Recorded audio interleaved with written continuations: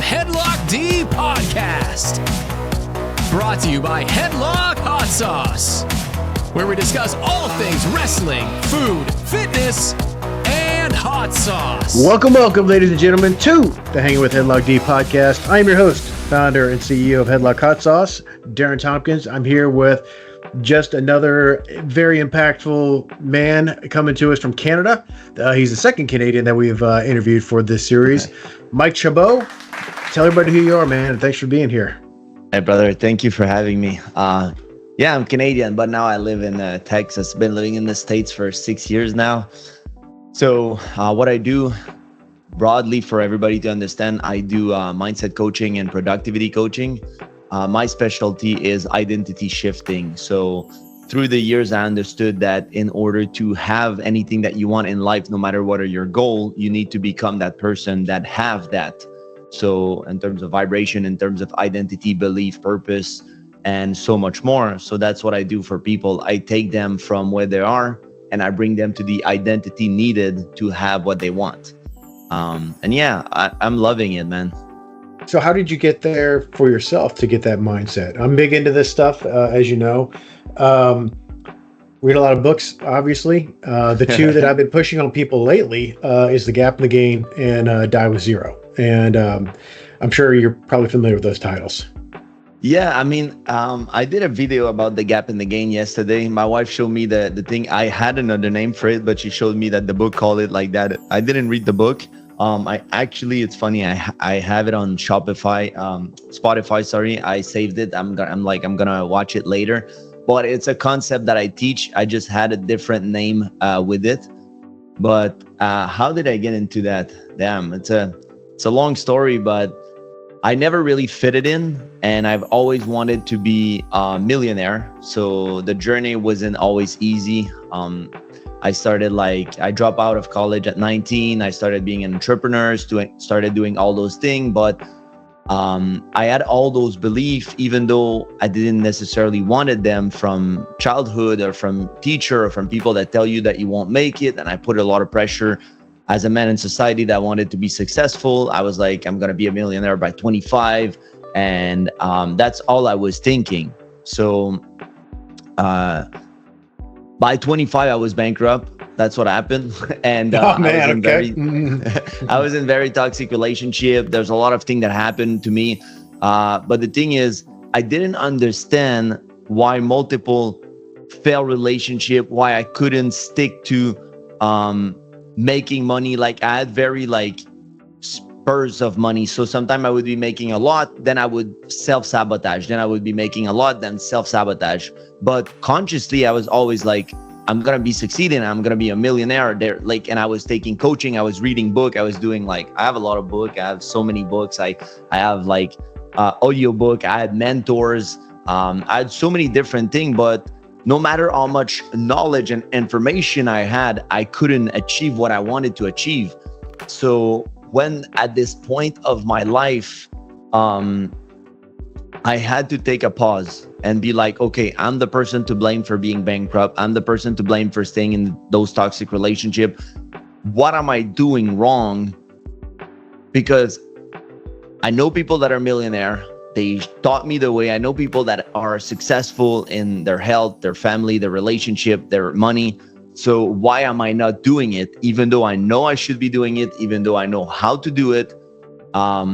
And that's when I started diving deeper into spirituality, into mindset, into more specifically what was causing me to not do what I should be doing. And I can tell you that a lot of people are like that because I was also a personal trainer for a long time. I trained some celebrity in Beverly Hills. And one thing that you're going to notice when you're a trainer and you train a lot of people is they tell you that they want something, but their action doesn't align with what they say they're going to do or what they want. And now it's a funny time because it's 2025 that is arriving in a few days and everybody's going to take New Year resolution, right? Everybody's so hyped up. Everybody's subscribed to the gym. Everybody wants to change their life. But study proves that 92% of people are not going to follow up on their goal. And only out of the 8% left, only like 64% are going to succeed those goals. So 8% will actually do them. But out of that, so it would equal to maybe 4% total of people that are going to set up goal now are going to achieve it. And the major thing is the identity which you are setting your goal is not the identity needed or who you need to be in order to achieve those goals. And that's why there's such a high failure rate. And for myself, I understood that. I looked at what I was doing, why I was doing things. I started going into my subconscious mind, reprogramming everything, changing my identity. Fast forward a few years later, made my first million. I'm in a happy relationship with my wife. I now have a beautiful daughter. So life is good, man. And through the process, I understood that it's not only about money, which when I was young, it was only about money, but it's about purpose, passion, and profit, the 3P. So you want to have passion in what you do.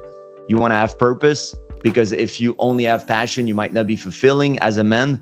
And then obviously we all want profit. So let's bring the cash, no matter how much you want. Could be 100K a year, could be $1 million, could be 100 million, whatever you want to chase, man.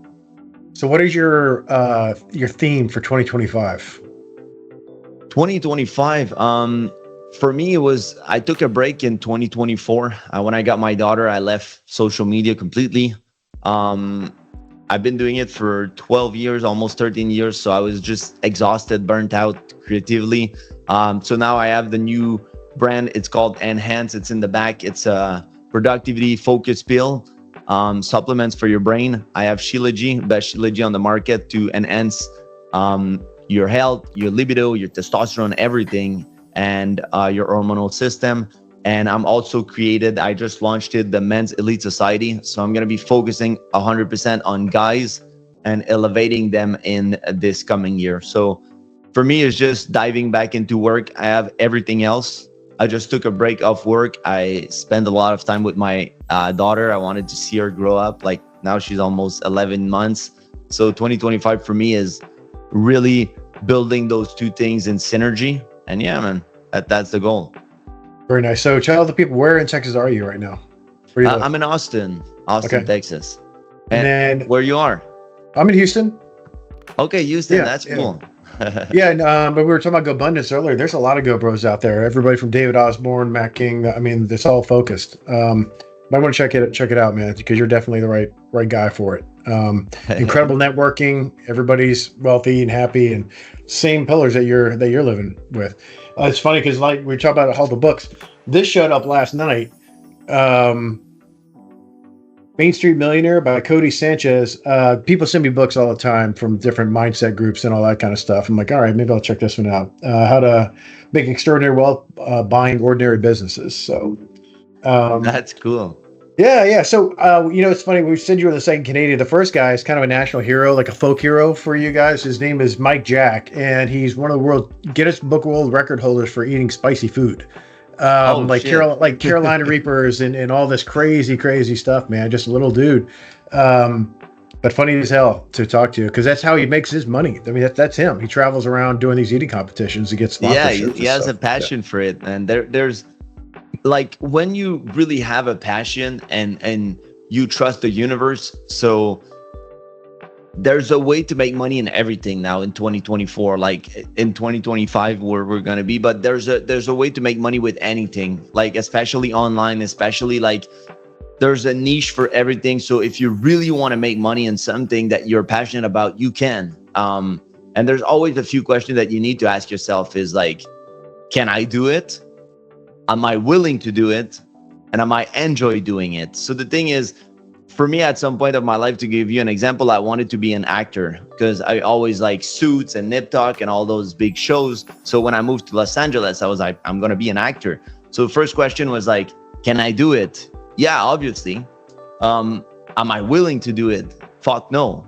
And the thing is like, I started going to those acting class and I hated it. So I was like, in order to do something, you might be able to do it.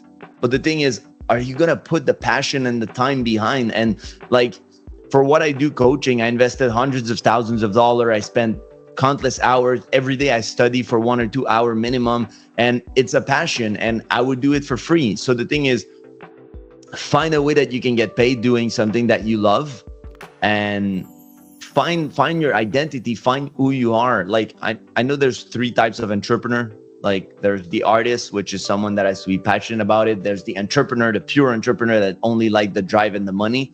So that's cool too.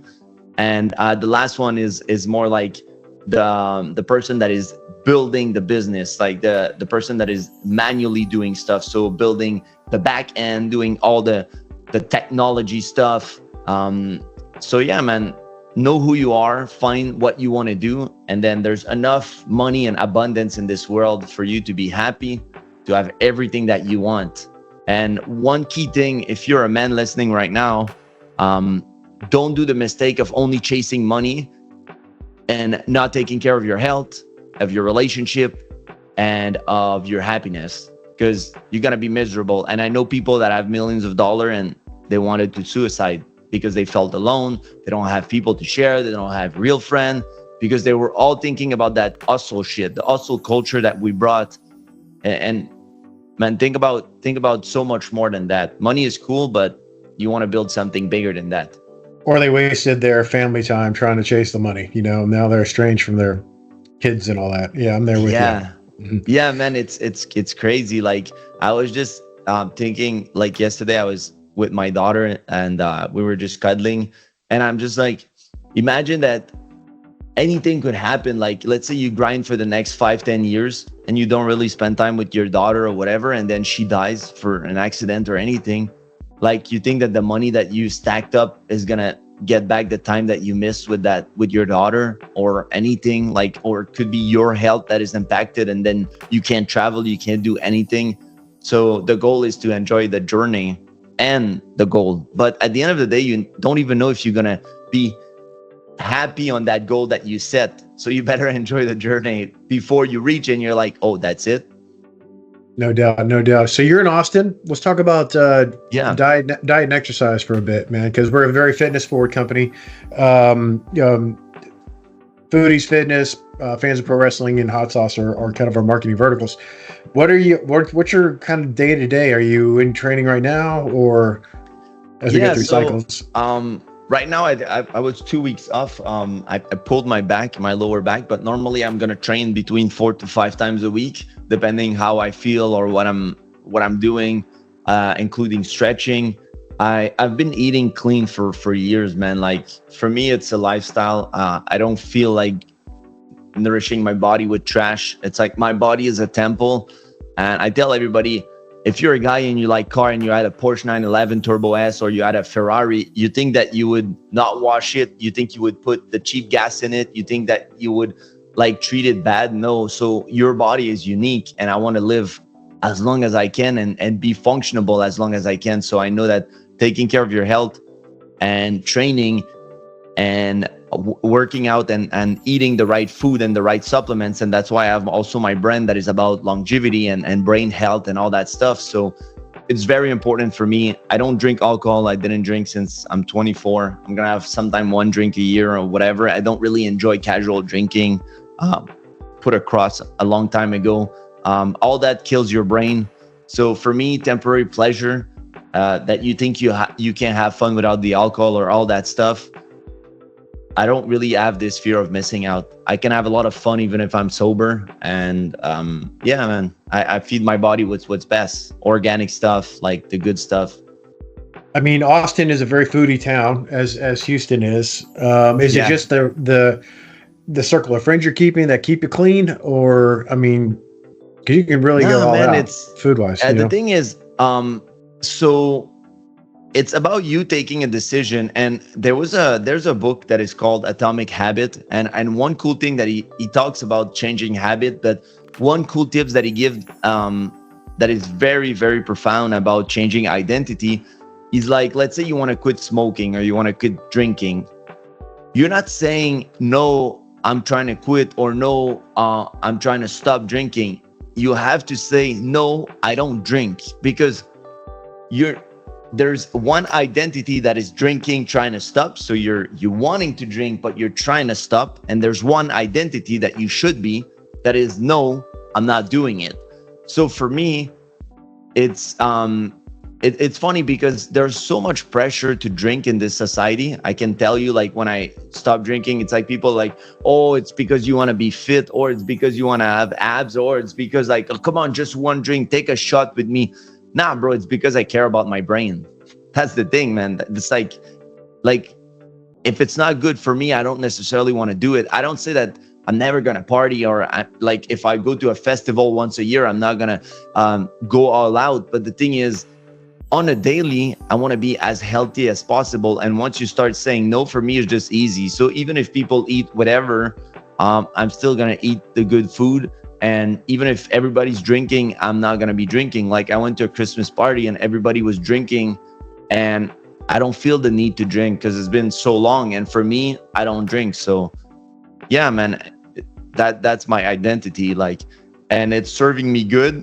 And I'm going to be so thankful that I took those choices when I was young, when I'll be 50 and 40 and 60, because I'll be the healthiest on the block. Nice, man. Do you microdose? Yeah, microdose. Yeah. I do big dose too. You do big dose? Yeah, man. Yeah, I did every psychedelic you can think of. I did ibogaine. I went to a clinic in Mexico. I did bufo, mushroom. It changed my life. Like, psychedelic is also another magic of the nature. Yeah, I have a buddy here. He was a keynote speaker for a meeting in LA, mastermind event, and he turned me on to it. But we were sitting in in this beautiful rented restaurant, and he's like, "Hey, raise your hand if you microdose." I mean, these are guys that are running companies worth hundreds of millions of dollars, big VC stuff. And I'm like, man, clearly they're onto something that I need to be a part of. But it turns out the keynote lives here in a suburb of Houston, so he and I become really good friends, and kind of going through the same kind of lifestyle changes and all that, Yeah, it's amazing, man. Like, the sad part about America right now, and it's changing, RFK now and Trump, and I don't want to get into politics, but they're changing a lot of stuff. But the thing is, mushroom should be legal. Like there's so many research that prove that microdosing is going to increase your neurotransmission, your brain health. It's going to prevent so many diseases like Alzheimer and all that stuff. On the other end, they're selling alcohol that kills your brain. Coffee kills your brain. They're selling that on a day. Like, not only coffee kills your brain, but if it's a cheap coffee with mold like Starbucks and all those brands, bro, you're literally killing your brain. And you can see there's a podcast on one of the doctor that scanned 250,000 brain, talks about it, because, I mean, who's better than a guy that scanned 250,000 brain to tell you that it's fucking up? And also, when I paid for a specific retreat that was $20,000 to optimize my brain, they have all those things, and they ask you not to drink coffee for the month that you go before and for 9 months after, to have the full effect of the optimization of the it's like electrodes that helps the neurotransmission. I forgot the name, the specific name, but it's neurofeedback. And the thing is, all those are legal. They sell it. They give Fruit Loops and all that sugar to everybody, killing everybody. But a magic of nature that is a microdosing that makes people happy, turn off depression, a tremendous benefit, is illegal. But now it's starting to be legal. And I think there would be more peace in the world if people would take mushroom. And in my product, I have the best nootropic on the market, and one of the key ingredients is lion's mane and cordyceps. I have 16 compounds. It's not only that, but lion's mane is the best brain product. So mushroom are magic. They're amazing for you. And microdosing and actually doing some journey. And I'm not talking about going to a festival. If I do a hero dose for meditation, I'm blindfolded. I have a vibration in harmony bed upstairs that release vibration in my ears and in my body. And it's purely going inside. And that's what people should do. And yeah, man, a lot of millionaire CEO, a lot of successful CEO, a lot of those guys are on it. They know, man. It's like, if you know, you know. You know, exactly right. But I had and my listeners know, I had a huge changeover where I was in a W-2, took the plunge, to build this brand and a couple others that I have, and I've never looked back. But with that, you were off of social media for a year. But prior to, I mean, you have what, 1.4 million Instagram followers. Yeah. How did you build that brand? Because you're really at this point, and I know a few guys who do the same thing. You're life coach. You're building your own brand as yourself. Yeah, I started. So when I said like if you have a passion, you can make it profitable. So that always been for me. There was one quote about Tony Robbins that stick with me when I was young. It was success for me is to do what I want, when I want, with whom I want, as much as I want, wherever I want. So that for me equals freedom. That is what money is for. That's it, nothing else. Money is just to give you freedom. So when I was young, I was working at some jobs, and I was working at the bank. I was a VIP, a credit specialist, and all that stuff for the biggest bank in Canada. I don't look like it. I'm fully tatted up, but I was supposed to be VP of commercial banking. And at some point I hated it. And I was like, what could I be paid to be the best in the world? Because I knew that one day I wanted to do this coaching. I wanted to be the next Tony Robbins, but a better, improved version mixed with spirituality and all the good stuff. So I was like, I'm 23 years old, at 22. Obviously someone that's 40 is not going to believe that I have enough experience to coach them and change their life, which I didn't probably at that specific time. So I was like, what can I be paid to be one of the top in the world? And it was fitness. I have an amazing physique. So I was like, let me get into fitness. And that's how I built my social media empire.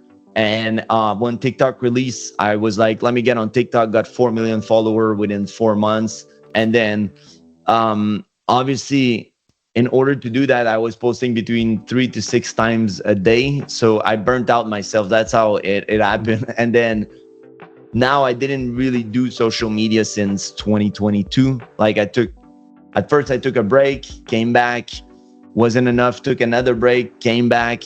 And then last year I was like, fuck, I just can't do those small 3 months break. I'm gonna take a break until I feel like I'm ready to come back. So it lasted almost all 2024. And I just started back posting a week ago.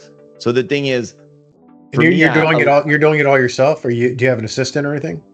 No, I do all myself. Like the thing is, I try various team for the content specifically, and it's never how I want it. So now it's like, the problem is a lot of people don't understand how, like what I do is very specific. And I know it's hard for people because I invested hundreds of thousands of dollars, mentor, expert. It's like, I lived it, I breathed it, I made the money, I have the family, everything you can want, I have. So the thing is, if I hire someone and I give them a salary to think like me and write specific text on how to modify your identity and shift your mindset when they never done it for themselves, it's not really like fitness that I can tell them to research about food or this specific food and make a post about it, or a specific exercise. It's very intangible stuff that change people's life. So the thing is, I tried a lot of different team and I was just wasting money because it was very hard for them to understand what I do. And then you have to script me a video and write the caption for me. It was just not it, man. Like every time I was like, fuck, man, you don't get it. Like it's, everything is not good. So man, yeah, that's why now I'm back to doing it. And I do it a little differently now, I would say. Like I have a different approach to what I'm doing. So who do you follow on the fitness to keep yourself motivated? On the what fitness, other influencers? Yeah. I don't follow any fitness influencer. I mean, I've been a trainer for so many years, so I train myself. I do everything myself.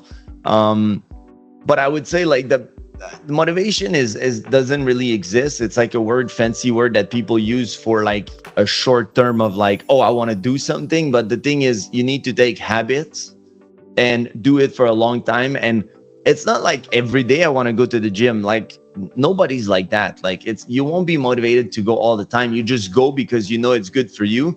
And once you reach the gym, you're gonna have fun doing it. And you just take an approach of like, I'm blessed that I'm able to train. The thing is, fuck, some people don't even have water. Some people don't have arms. Some people like, it's like when I was injured with my back, couldn't go to the gym. And I was like, fuck, that sucks. You know, like, it's like, you can't do nothing. So you're healthy, you want to stay healthy as long as you can, go train and do something. And if it's not like workout like I do, you can do fighting, you can do Pilates, you can do yoga, whatever you want to feel, but you need to move your body.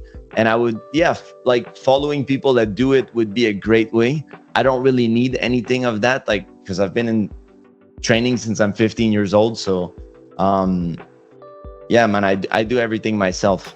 Our sales partner, Sam, in addition to being a partner here at Headlock, he is also one of the head IT guys for the Spartan race.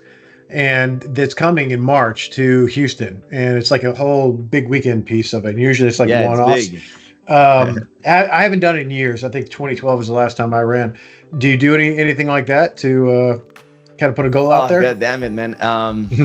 Yes and no. I did some Spartan race. For me, like long Spartan race like that is a little hard. So, I'm looking at the 5K probably max, like I don't want to. Yeah, like the thing is, I'm actually going to get operated. Like my nose have a deviation. So long cardio session, I have a lot of mucus that falls in my throat. And then when I run, it's like it's leaking and I need to spit a lot. And then it's causing me to miss a lot of breathing. So I have a hard time with long running.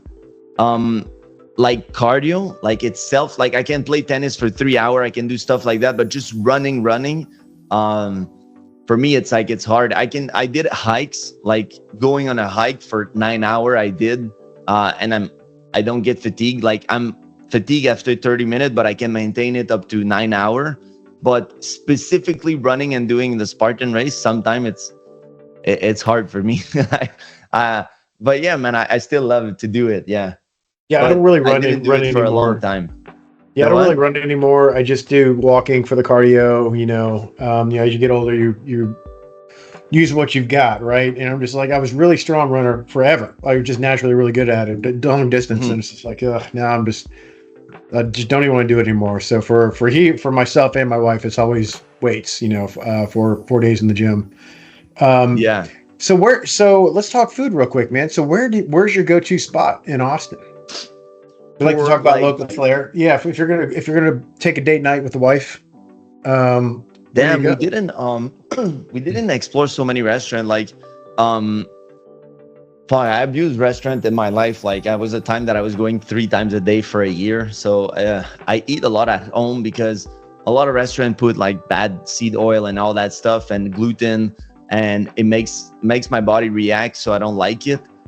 For years I had digestive problem. Like when my life was not good, I was bleeding a lot from my gut back then. So yeah, like I feel for me, when I arrive in Texas, my go-to place are like the smokehouse, like you go and they smoke the meat. So for me, I really love that. Meat is amazing.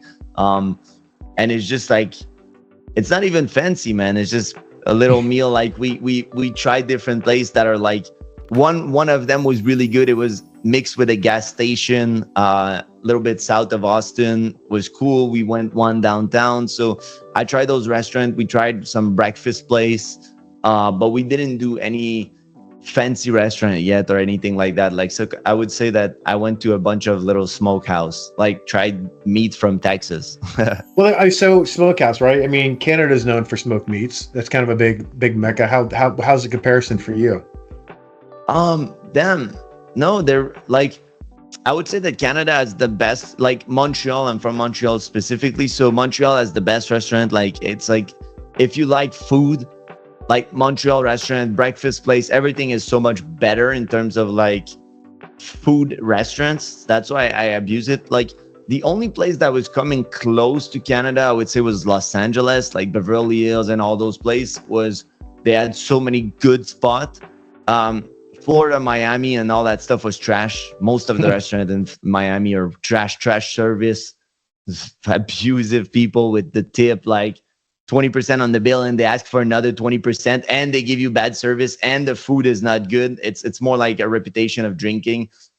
Texas has really good smoked meat, like the brisket and all that stuff. Canada, not so much. Maybe like maybe you're talking about like the mid of the country would be like Saskatchewan, Alberta, Manitoba. I'm thinking of where it's more Montreal. like, Yeah, that type of stuff. It just seemed like, yeah, Montreal is more yeah. like different food from different like fancy restaurant. We have a lot of like nice restaurant, proper restaurant that are really good. Like probably the best that I've got like in North America. Yeah.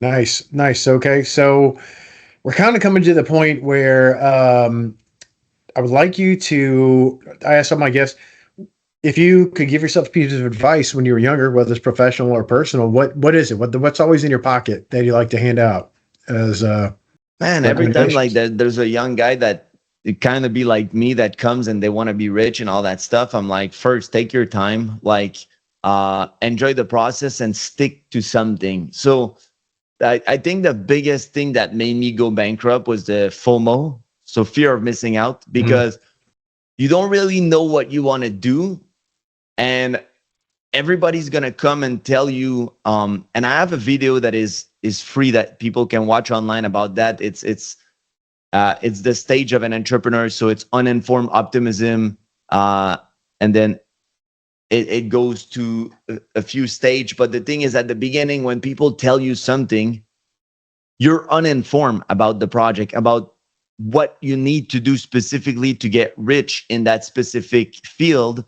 So you're very excited about it. And when someone is making a lot of money, they forget a lot of piece of information when they give you the spiff. They're like, oh, bro, I'm a trader and I make millions. And yesterday I made fucking 20,000 on that one trade and this and that. But they forget that for 4 years, they were broke and it was really hard. And they were missing so many trades until they conquered their mind and until they stick with it. And then the 5th year, they made $1 million.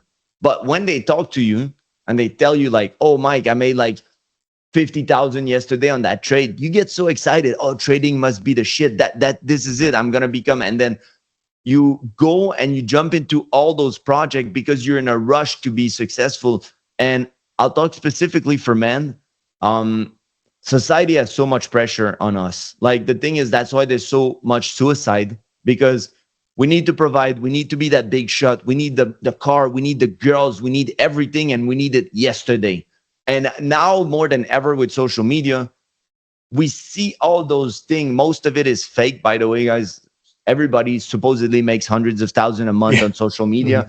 But when we do statistics, there's 5% of population that makes 100K a year, not a month, a year. So the thing is, everybody's lying on social media. Everybody's pretending to be someone, the big shot. And then you're comparing yourself to those people. You get the fear of missing out. And then, yes, there's some people that are really rich and they're bragging their stuff and you want it fast. But the thing is, find something that you truly enjoy. Take your time.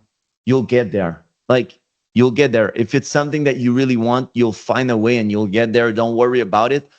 And don't sacrifice everything for money, because if you do, I can guarantee that you're going to call me and tell me that I was right, that you're miserable and that you have no friend and that you're working so much and that you have all that money, but it's useless. And go buy that Lamborghini and feel like shit, be my guest. Like, it's just like, it won't give you what you're looking for. And I've seen it so many times, and I have so many friends that came to me for coaching for that, because at first they call my shit woohoo because I do spirituality and all that stuff. And a lot of entrepreneurs start with saying that it's bullshit, and then they fall into it, and then they change their life, and then they preach it.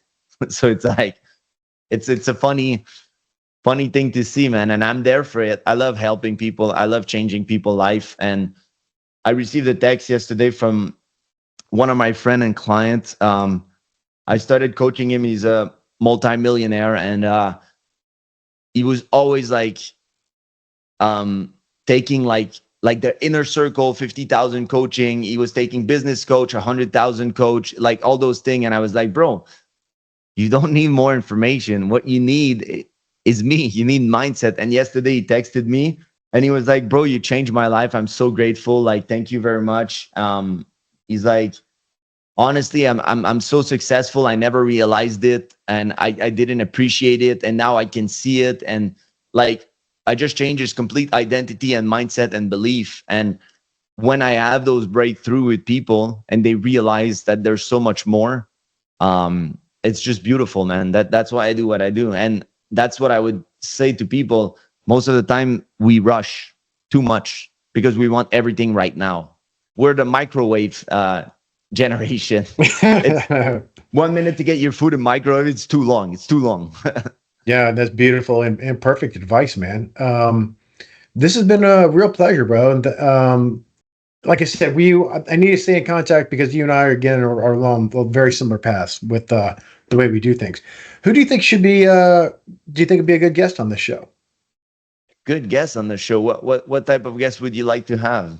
Man, we have everybody. Like I said, from pro wrestlers to competitive eaters, mindset people, successful restaurateurs, actors. We've interviewed a Super Bowl champion. We've interviewed the first, Connor Mooneyham. He's going to be the first Hall of Famer in Major League Rugby. That's kind of all over the place, man. Yeah. Yeah. Rugby is a hard sport. Yeah.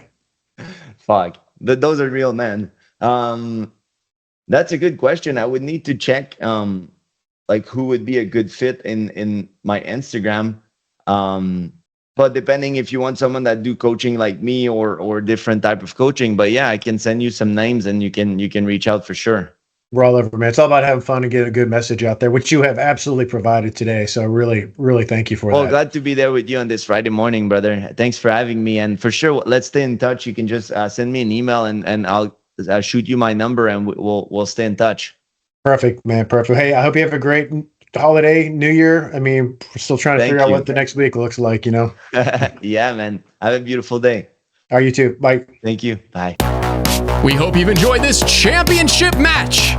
Be sure to check out Headlock Hot Sauce on all social media.